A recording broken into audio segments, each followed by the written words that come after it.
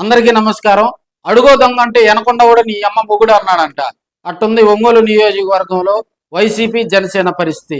నువ్వు దొంగ అంటే నువ్వు దొంగ, నువ్వు అంత దోచుకున్నావు అంటే నువ్వు అంత దోచుకున్నావు అని ఒకరి మీద ఒకరు విమర్శలు చేసుకోవడంతో ఒంగోలు కాన్స్టిట్యున్సీలో వీళ్ళ మనల్ని ఇన్ని రోజులు పరిపాలించిన నాయకులనే సామెత కూడా వాళ్ళు గుర్తు చేసుకుంటున్నటువంటి సందర్భాలు అయితే మనం చూస్తూ ఉన్నాం.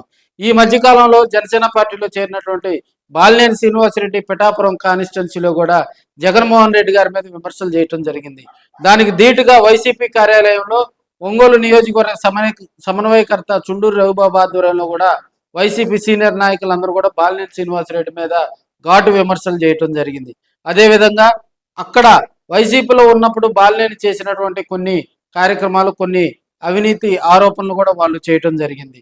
అయితే ఇవి వాస్తవమా లేకపోతే కార్యరూపం దాల్చినయా అనేది పక్కన పెడితే తదనంతరం సాయంత్రమే జనసేన పార్టీలో ఇటీవల చేరినటువంటి కార్పొరేట్లు అందరూ కూడా బాలినేనికి అండగా బాలినేని నివాసంలో వారు ప్రెస్ మీట్ పెట్టడం కూడా జరిగింది. ఎవరైతే ప్రెస్ మీట్ లో బాలినేని శ్రీనివాసరెడ్డి గారి మీద విమర్శలు చేశారో వారందరూ కూడా బాలినేని శ్రీనివాసరెడ్డికి గతంలో అనుకూలంగా పనిచేశారని, ప్రస్తుతం కూడా వారు టచ్ లో ఉన్నారని, కేవలం వాళ్ళ ఉనికిని కాపాడుకునేందుకే వైసీపీ ఆఫీసులో కూర్చొని ప్రెస్ మీట్లు పెట్టడం జరిగిందని చెప్పి కూడా చెప్పడం జరిగింది.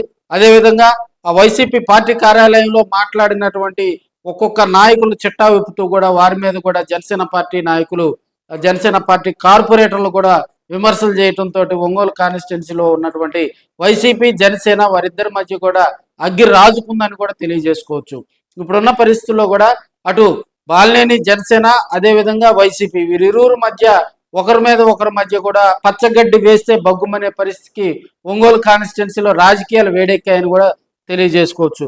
స్థాయి మించి మాట్లాడటం, నీ స్థాయి ఇంత అంటే నీ స్థాయి ఇంత, బాలినేని స్థాయి ఇంత అంటే వారు వచ్చేసి వైసీపీలో మీ స్థాయి ఇంత అని చెప్పి కూడా వారందరూ కూడా విమర్శలు చేయటం జరుగుతుంది. ఇప్పుడున్న రాజకీయాల్లో కూడా బాలినేని శ్రీనివాసరెడ్డి జనసేన పార్టీలో కూడా ఆయన దూకుడుగా వ్యవహరిస్తారా లేకపోతే వైసీపీ నాయకులకు ధీటుగా కౌంటర్ ఇస్తారా అనేది కూడా కొంతకాలం వెయిట్ చేయాల్సిన పరిస్థితి అయితే ఉంది.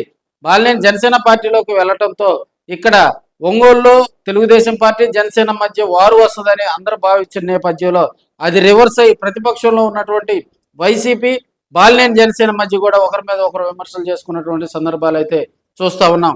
ఈ అగ్గి చల్లారేది ఎప్పుడో కొన్ని రోజులు వెయిట్ చేయాలి మరి.